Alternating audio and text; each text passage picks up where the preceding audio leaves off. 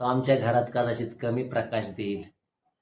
जो मोशे त्या परमेश्वराच्या सानिध्यात होता आणि त्याच्या चेहऱ्यातून जर प्रकाश किरण येत होते ना, आमचा शमूएल जर मंदिरात असेल ना, त्याच्या जीवनातून अभिषेक वाहिल्या वाचून राहणार नाही. हालेलुया.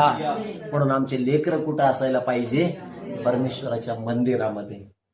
या वचनामध्ये म्हटलं एल्कानाने तिथे परमेश्वराची प्रत्युत्तर केलं का बायकोला? काही बोलला का? नाही ना.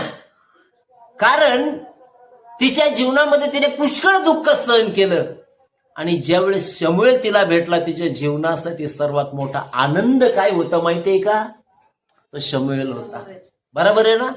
जीवाच्या सगळ्यात जवळचं कोण होतं माहितीये का? शमूएल होता. बरोबर आहे ना? अति प्रिय स्वतःहूनही कोण होता? तो शमूएल होता. म्हणून तिने तो कोणाला देऊन टाकला? देवाला. हालेलुया.